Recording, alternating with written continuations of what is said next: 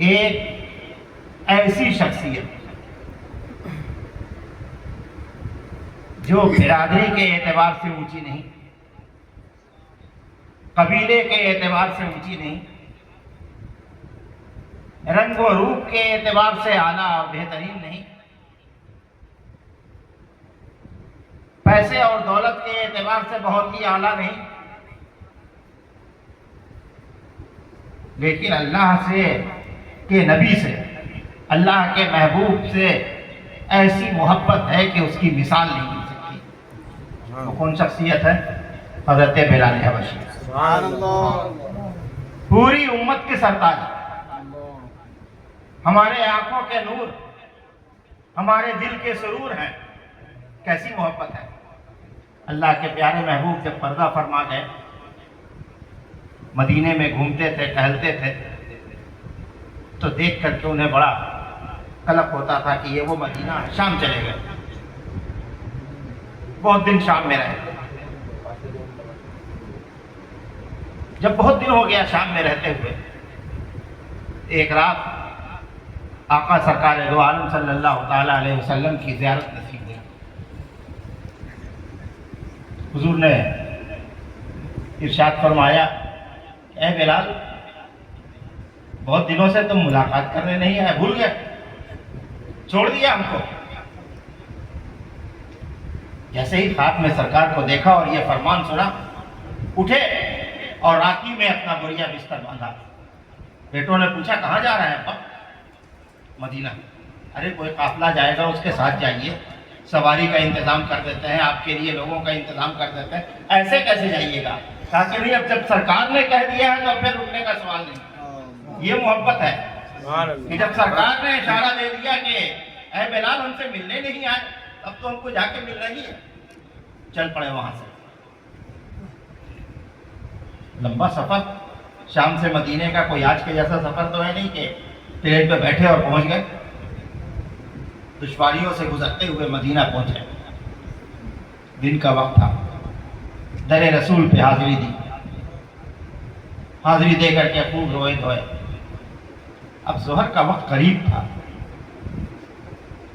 کہ لوگوں مسجد میں جب آئے تو لوگوں نے دیکھا کہ بلال ہیں، مزار مبارک سے لپٹے ہوئے رو رہے ہیں۔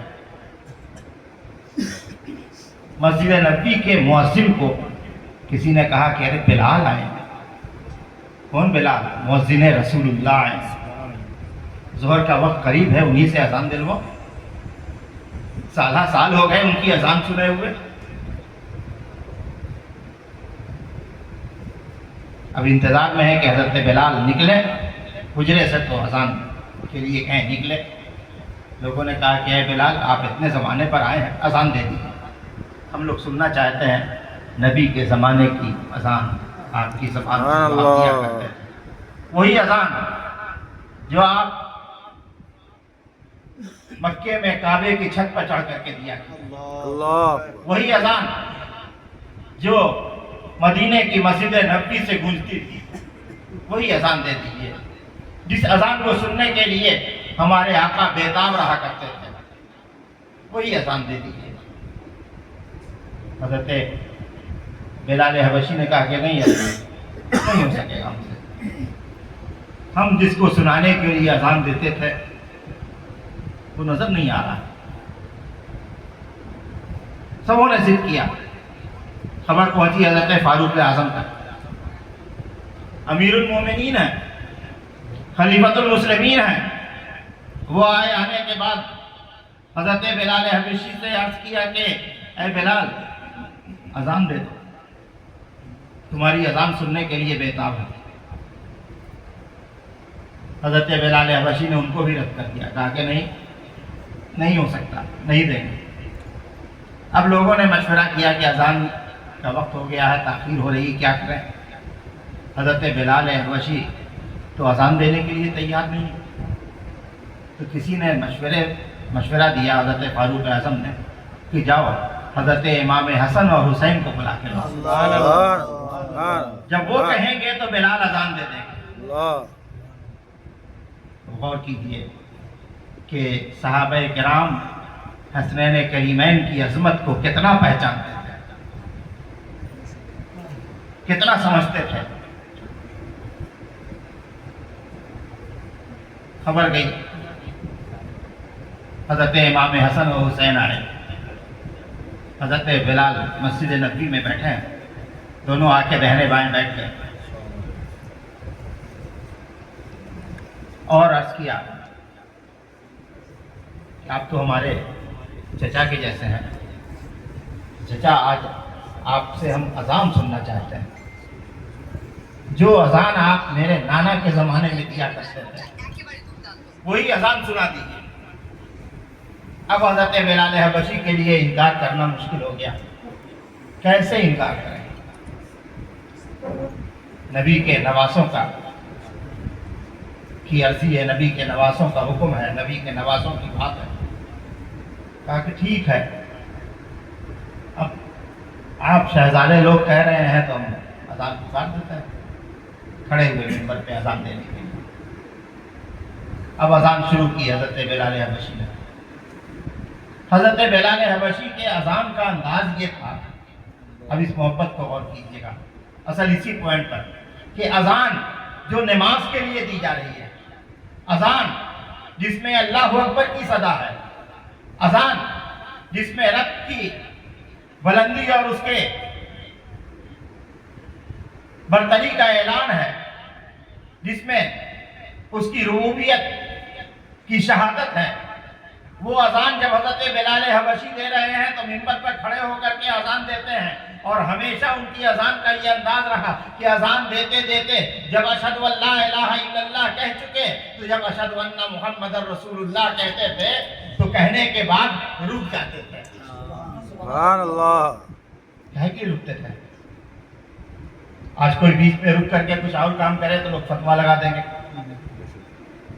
लेकिन वो रुक जाते थे और रुकने के बाद मिंबर से झुक करके सरकार के रोजे के दरवाजे की तरफ देखा करते थे। सुभान अल्लाह। और हमारे आका को जब आवाज पहुंचती थी अशहदु अन्ना मुहम्मदर रसूलुल्लाह की, तो सरकार रोजे से गर्दन निकाल के पर्दा हटा के अपने दरवाजे से बिलाल का चेहरा देखते थे।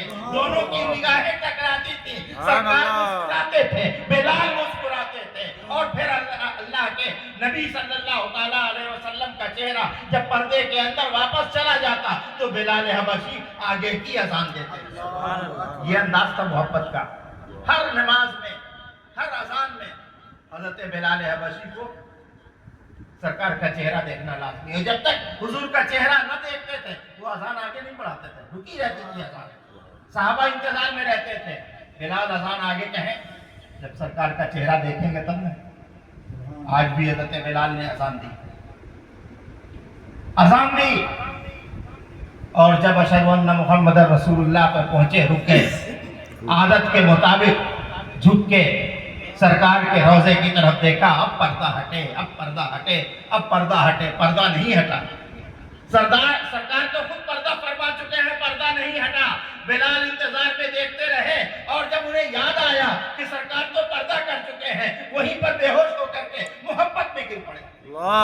और उनकी बेहोशी को देख करके हजरत फारूक आजम, हदीस में आता है, रिवायत में आता है कि हजरत फारूक आजम के ऊपर इतना गिरिया तारी हो गया कि जमीन में मस्जिद नबवी के वो लौटने लगे, घुलटने लगे, रोते जाते थे और लौटते जाते थे। और पूरे सहाबे किराम, पूरे मदीने में कोहराम मच गया। सब बिलाल की आवाज पे दौड़ते हुए चले आए और जब बिलाल को बेहोश देखा, हजरत बिलाल हबशी रजी अल्लाह ताला अन्हु आधी अजान दे करके मोहब्बत रसूल में बेहोश है। तमाम सहाबा रोने लग गए। रिवायतों में आता है कि 1 घंटे तक सिर्फ रोते रहे सहाबे किराम, अजान रुकी रही। जब लोगों का इफाका हुआ, हजरत फारूक आजम होश में आए तो लोगों ने कहा कि ऐ अमीरुल मोमिनीन, आगे अजान। कहा कि बिलाल को नीचे उतारो और कोई दूसरा अजान पुकारे। कहा कि अब नए सिरे से अजान होगी। अब गौर कीजिए, पूछते हैं अमीरुल मोमिनीन उमर फारूक से सहाबा किराम, क्या अमीरुल मोमिनीन अब नए सिरे से अजान होगी अल्लाह अकबर से? तो अमीरुल मोमिनीन कहते हैं कि नहीं, हरगिज नहीं, बिलाल की अजान से आगे किसी की अजान नहीं हो सकती। जहां तक बिलाल ने छोड़ा है अब उससे आगे अजान होगी। بلال نے اللہ اکبر کہہ دیا ہے تو اب دوبارہ نہیں کہا جائے گا، اس لیے کہ وہ بلال کی آواز ہے، نبی کے چہیتے کی آواز ہے، نبی کے پیارے کی آواز ہے، جو نبی سے محبت کرنے والا عاشق نبی ہے۔ حضرت بلال حبشی ایسی محبت کرنے والے تھے، صحابہ کرام اس انداز میں محبت کرتے تھے۔